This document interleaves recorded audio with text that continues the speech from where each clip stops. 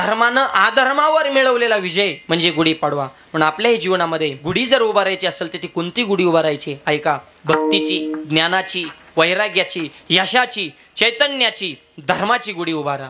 आपल्या जीवनामध्ये आनंद प्राप्त झाल्याशिवाय राहणार नाही. मनातली काढा आडी, मग आनंदाची उभारा गुढी. आणि एकमेकातलं प्रेम वाढवा, त्यावेळेस सफल होईल गुढीपाडवा.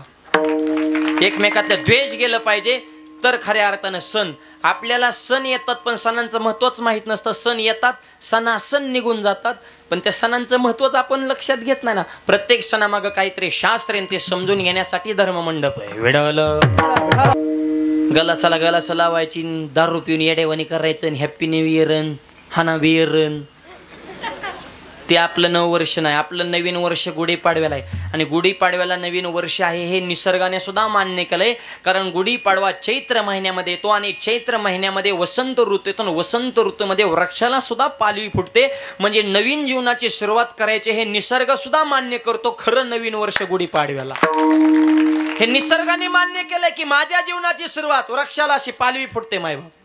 भर उन्हाळ्यात का हे नवं वर्ष आहे. विडवलं आणि असा गुढीपाडव्याचा हा पर्व काळ संकट निवारण करणं हरीची जबाबदारी. विठ्ठल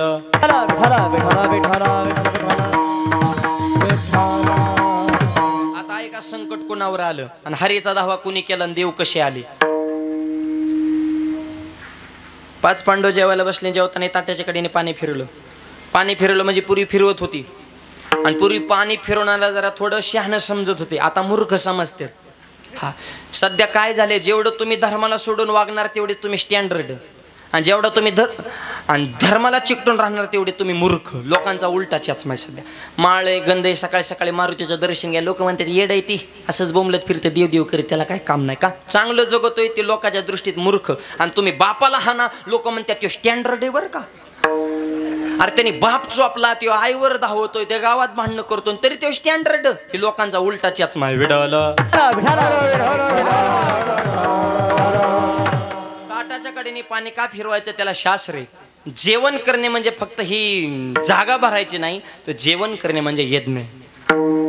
उदर भरणं हे जे जाणे जे यज्ञ कर्म, त्याला जलदेवतेचा मान द्यायचा, म्हणून पाणी फिरवायचं. हे त्याचं ओरिजिनल उत्तर आहे. काय काय आम्हाला टोचून मुद्दामून प्रश्न विचारतात, मग आम्ही उत्तर बी तसंच देतो. मला एक जण मला जेवताना ताटाच्या कडेने पाणी का फिरवत असता म्हणलं, मुंग्यात येऊ नये म्हणून. आता काय सांगता, काही प्रश्न 2-4 पुस्तक वाचायचे. ह्याचा इको कमी ठेवा, आवाज द्या फक्त, चांगला लागला फक्त आवाज वाढवा. 2-4 पुस्तक वाचायचे, आमच्यापासून टूर करायचे, असंच का तसंच. तो आमचा मालक झाला का तो प्रश्न विचारा, आम्ही उत्तर देणार. एक जण मला कीर्तन करताना धोतर का घालता, मग काय बुरमुड्याव करू का. तो आता धर्म मातीत घातला, आम्ही थोडाफार टिकवला, जगू दे सुखाने आम्हाला.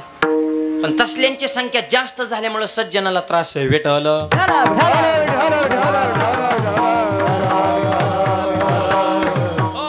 त्याला एक प्रमाण आहे, अनंत वाचाळ बरळती बरळ तया कायचा गोपाळ पाव्या रे. तसल्या मूर्खांकडे लक्ष द्यायचं नसतं. परमार्थ संसार आपण आपल्या आनंदात करायचा असतो. लोक कोणालाच नीट बोलत नाही. पेताड असलं तरी नावच ठेवतात, आणि पेताडाने माळ घातली तरी बी नावच ठेवतात. एखाद्या पेताड गेलं वारीला, आला माळ घालून गप माराव का नाही. हे पारराव बसलेले नमुने लई चित्र असतात. फक्त गावचं कुटानं ह्याचं असं झालं आणि त्याचं. अरे स्वतःचं बघ ना, कवर लोकाचा इचकितो तुझा पार खकना झाला ना, राग झाले ना कवर लोकाचं. आणि एखादा पेताड्याने माळ घातली तरी त्याला बी मग लगेच टुचून. आता काय गंधन बुकान हरिपाटन ज्ञानेश्वरीन देहून आळंदीन पैठण, आता विमानाची न्यायला ते म्हणतो नसते घाती तरी बरं झालं असतं. हे समाज असा आहे मायबा, त्यांच्याकडे बघून काय. आणि लोकांनी कोणाला नावं ठेवली नाही. तू का म्हणे हास्य जन नाही कान तैठ आहे, तिकडे लक्ष द्यायचं नाही. ताटाच्या कडेने पाणी का फिरवायचं ते धर्म आहे. जलदेवतेचा मान वाघ येत नाही, तो खऱ्या अर्थानं जेवण करणे म्हणजे, आणि त्याला मान द्यायचा म्हणून पाणी फिरायचं. 5 पांडव जेवायला ताटाच्या कडेने पाणी फिरलं. धर्मराजाने घास मोडला, मुकाट घालणार. द्रौपदी सुभद्रा दोघे बी पळत आल्या. थांबा, काय झालं. जोपर्यंत माझा भाऊ पंक्तीला जेवायला येत नाही तोपर्यंत तुम्ही जेवायला सुरुवात करायची नाही. आता हिचा भाऊ कोण? देव, भगवान श्रीकृष्ण. आता ताटावर बसल्या देवाला आणायचं एवढं सोपं आहे का? जिंदगी गेली आपले, गंध उगाता सपनात याय नाही, आणि डायरेक्ट देवाला आणा म्हणते. देव म्हणले असा वेडा हट्ट जमणार नाही. निदान काल तरी सांगायचं नाही, इतके अर्जंट जमत नसतं. हे माझा भाव आलाच पाहिजे, कारण ह्यांचं लय भाव प्रेम असतं बचत गटाचं. त्यांच्या इतकं भाव प्रेम त्यांचंच. संसार बघा किती चिकाट्यानं करतात. संसार करताना तेलातलं पैसे काढतात, मिठातलं काढतात, जिरीतलं काढतात, मोहरीतलं काढतात, नवऱ्याच्या खिशातलं काढतात, पैसे काढतात, गल्ला गोळा करतात, माहेरला जातात, साडी घेताना नाक्या गावाला सांगतात माझ्या भावाने घेतली. घेईन ना, त्याला बिड्या वड्या मिळणार, तुम्हाला साड्या घ्या मोकळा आहे का तेव्हा? रांग जाताना सांगत आता खायचं एकाचं गायचं एकाचं, आणि मग वरून मालकाला साडी दाखवते, भावा बिजाला भावाने घेतली. ते वे काय म्हणतो, छान आहे यार तुझाच माल आहे. कपडे धुतानी नोटा कुठं गायब होत्या, जरा खिस जरा चेक करून देत जा. हा, हे बहीण भावाचं प्रेम आहे. उलट बहीण भावाचं प्रेम आता राहिलं नाही जेमनीला मार्केट आल्यामुळं. बहीण भावा दावा लावते, पैसे फेकन मग सहीला ये, त्याच्यात दाजी पियातड असो मग तर कामच झालं. आणि सख्खे नाती तोडून टाकायची सध्या नवीन फॅशन आली, गुरु भाऊ गुरु बहीण. तुमच्याकडे आहे का? नाही मानलेले गुरु मामा. अरे सख्खी काय वारले आहेत का काय? नडी आडेला गुरु का ठेवाना, पण सख्य बी प्रेम करा ना, नाते टिकवा. पैसा हा गौण विषय. आणि बहीण भावाचं प्रेम ह्या जमिनीमुळे सध्या तुटत चाललं मायबाप. पण बहिणीने भावा प्रेम नितांत करावं, भावानं सुद्धा बहिणीची काळजी नितांत केली पाहिजे. बहीण भावाचे प्रेम आमच्या वारकरी संप्रदायाने जगाला शिकवलं. भावाला रागला आणि ताटीचा दरवाजा बंद केला तर बहीण पुढाली, दादा योग्यांची माऊली साधकाचे मायबाप ज्ञानात ईश्वर महाविष्णूचा अवतार तुमच्या कर्तृत्वाला नेतृत्वाला हे कृत्य शोभत नाही. बहिणीवर जर तुमचं खरं प्रेम असेल, ताटीचा दरवाजा उघडा आणि बाहेर या. काय म्हणते मुक्ताबाई? मिथ्या कल्पना मागे सारा,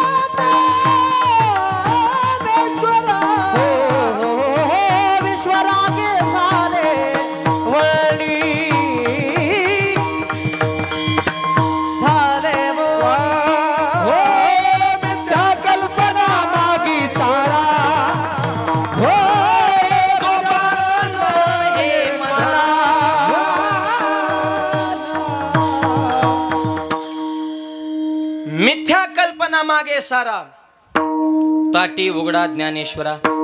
हे बहीण भावाचे प्रेम आमच्या वारकरी संप्रदायाने जगाला शिकवलं.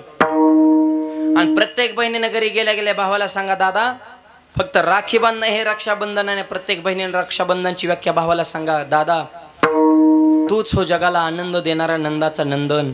आयुष्यामध्ये कधीच कोणाला फसवणुकीचं लावू नको चंदन.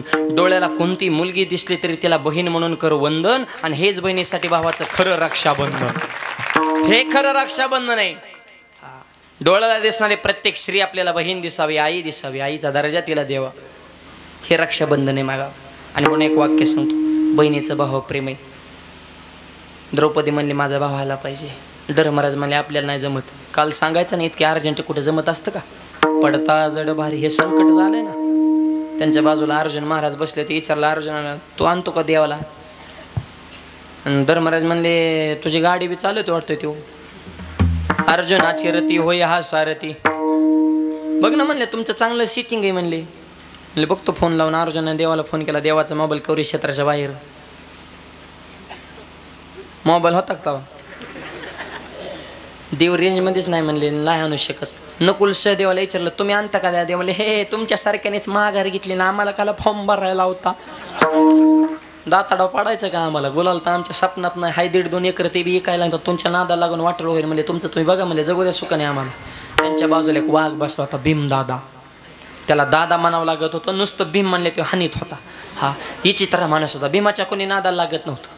भीमाची कोणाची गाठ पडली तर ते आधी जे हारी घालीत नव्हतं. आधी ठोका टाकायचं मग जे हारी घालायचं.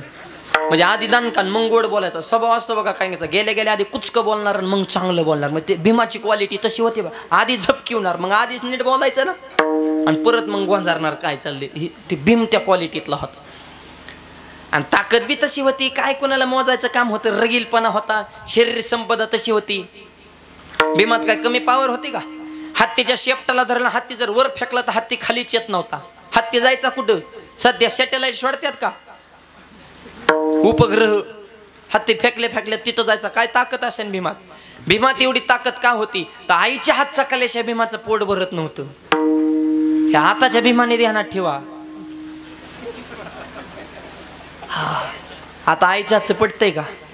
एक जण भीम जेवायला बसला ना आईवरच रागावला. आई कसला स्वयंपाक केला असला.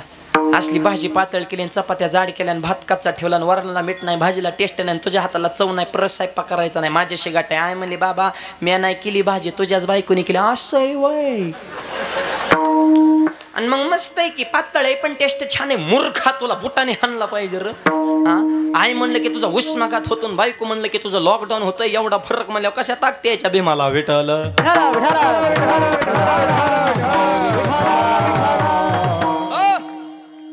ताकद होती हनुमंतरायांना. काय पावर होती. दुसऱ्याच्या गावात गेल्या माणसं डिरिंग करीनात गब्बास्यात नको रे. गाव दुसऱ्याचे झपकी त्यानं आपल्याला येडेवणी करायला ग. पण हा वाघ असा झाला दुसऱ्याच्या गावात जाऊन तिथल्या मालकाची दाढी जाळी. हनुमंत महाबली दाढी रावणाची जाळी दाढी रावणाची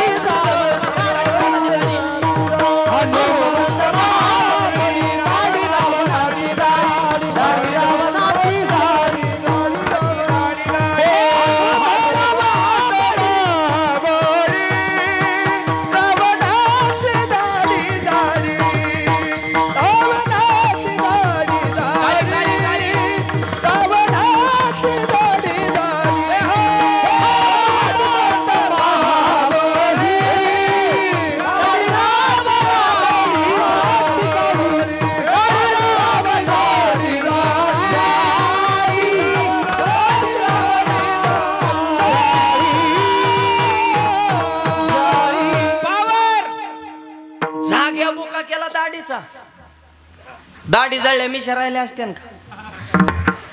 धडाधडाच पेटल्या. त्याचं गाव बी जाळलं. जाळलेली लंका धन्य धन्य म्हणे तुका. काय ताकद असेल हनुमंतरात एवढी ताकद का होती तर अंजनीच्या तपासाठी महारुद्र आली पोटी. अंजनी मातेनं तप केलं म्हणून तसा वाघ त्यांच्या पोटी जन्माला आला होता. आणि अंजनी मातेचा दुधाचा थेंब दगड पडला तर धाडदिशीन दगड फुटत होता. दुधात ताकद होती. आता आईचं दूध राहिले का पोरांना. आता बाटली जन्मल्यापासून बाटली तर शेवटपर्यंत बाटलीच. फक्त टॉपनात बदल होतो. रबरचं जातं आणि पत्र्याचं येतं. लहानपणी दुधाची बाटली त्या पोराला काय सुधारणा. पोरग झोळीत फेकायचं तोंडात बाटली कोपायची आणि वाट्यावर बसायचं वाटसाप खेळत. ते एकटं झोळीमध्ये नसतं हॅ करत वर पत्र्याकडे बघत. त्याला काय सुधारणा. बाटली तर दूध संपलं. आवाज करण्यांचा कमी ठेवा. बदल करू नका सारखा. हॅलो करण्यांचा कमी ठेवा. बॉक्समधून सोडा जास्त. डबल आवाज आला मग लिंक लागत नाही. गोड आवाज लावला फक्त बदल केला की तुम्हालाच मेळ लागणार नाही परत. मग स्वतः तसं करा एकदम साधा स्पष्ट आवाज. हां राहू द्या. असा पोरग झुळीत फेकायचं आहे ना बसायचं तिकडे मोबाईलमध्ये बोटं घालीत. ते एकटं झुळीत नसतं. बाटलीचं दूध संपलं. बुच्यानं दाताने कुरपणाला लबराचा तुकडा नारड्यात गुतला. जाहिरात लागली त्याची मम्मी पोराकडे आली. तोवर तर पोराने डोळं पांढरे केलं होतं. एक कुठं नाही का त्या बाटलीचा. लहानपणी ती बाटली. त्याच्यामुळे पोरं बी बघा तुम्ही पहिल्यासारखे गुटगुटीत राहिले नाहीत. बारकाली पोरं त्यांचे डोके मडकेवाने झाले. तर हातपायच्या काड्या सुक करता दुका हरता गमरत दाबल्या ते डिगरीत फुगल्या ते वाकडे तिकडेच झाले ते असे येड्या बाबळेवणी. अशी तजेलदार गुटगुटीत पोरं राहिलीच नाही. तो आईच्या दुधातलं जीवनसत्वच नाही ना. आता आईच जीन पॅन्टीवर रे ठेवलंय का. हे खेड्यापाड्याने तरी थोडा धर्म टिकू नये. अशा सुंदर तुमच्यासारख्या माता मावल्या जरा साडी डोक्यावर पदर कुंकू असं बघितलं तरी जरा वाटतं महाराष्ट्रात कीर्तन चालू आहे. ह्या पुण्या मुंबईमध्ये कीर्तन गेले तर नसते उदाशीच भरती हो. काय कोण कोणाची कपडे घालतं ह्याचाच मेळ लागा ना. आणि एक सांगू का आपल्या धर्माला दुसरा धर्म धोकादायक नाही. आपल्या धर्माला आपणच धोकादायक आहे. हे फार महत्वाचं वाक्य. लोकांना टाइम नाही त्यांना त्यांचाच टिकवायचा पडलाय. आपल्या धर्मात आपलेच गद्दार राहतं. हा आपल्याला बाकीच्यांचं लय गोड लागतं ना. आपलं मातीत घालायची सोय लागल्यामुळे आपण रस्सा तळायला चाललोय. विठ्ठल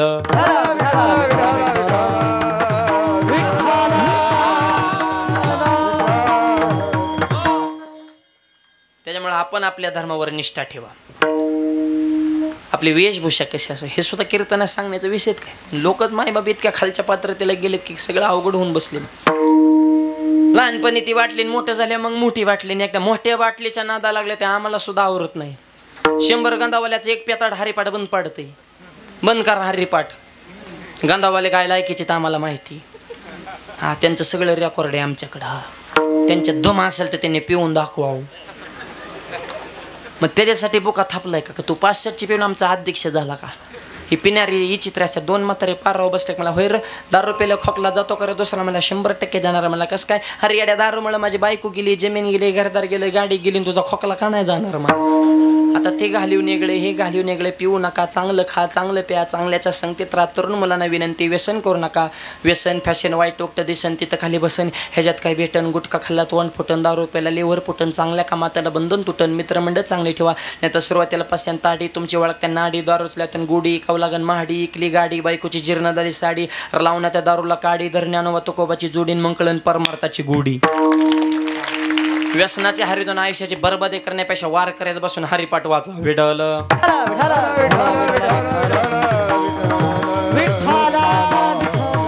आणि एक वाक्य सांगतो. 8 दिवसाच्या सप्त्यात महाराज मंडळी किती मोठे आणले ह्याला किंमत नाही. 8 दिवसामध्ये किती तरुण मुलांनी व्यसन करायचं सोडून दिलं हा खरा सप्ताह आहे. 8 दिवसात गावात किती माळकरी वाढले बुवा, हे खरं सप्त्याचं फळ आहे. नुसती कीर्तन ऐकू नका, माणसात बदल झाला पाहिजे. 8 दिवसात गावात कमीत कमी 16 तरी माळकरी वाढाव ना. 8 दुनी 16. मी म्हणतो नका का रोज 2 वाढा. 8 दिवसात 8 तरी. एक कीर्तन झालं 1 तरी नाही. फक्त रेटवायसाठी सप्ताह का काय? मग वदनी कवळ घेता. फळ काय? आम्ही जॅम झाला आरडार, तुम्ही पॅक झाले. ऐकू ऐकू बदलायचं कोणी? हे ज्ञानोबा तुकोबारांच्या विचाराची परंपरा आज तरुण पिढीच्या खांद्यावर आहे. यासाठी आपल्या धर्माचे पायिक असे आदर्श तरुण ज्ञानोबारांच्या विचाराचं घडणं ही काळाची गरज आहे. वर्षातून 8 दिवसाचा सप्ताह, 8 तरी माळकरी सप्त्यात वाढाव ना. फळ काय ह्याचं मिळालं बा? 8 तरुण मुलांनी व्यसन सोडून द्यावे. बदल झाला पाहिजे. कीर्तन कमी ऐका, कीर्तन बिलय झाले ते उलट. मी उलट सांगतो. ते जी टॉकीजला कीर्तन, यूट्यूबला कीर्तन, फेसबुकला कीर्तन, इंस्टाला कीर्तन, जन्माला कीर्तन, मेला कीर्तन, वाढदिवसाला कीर्तन, बड्डेला कीर्तन, पूजेला कीर्तन, वास्तुशांतीला कीर्तन, श्राद्धाला कीर्तन, पुण्यतिथीला कीर्तन. नुसती कीर्तनच आहे. बदलायचं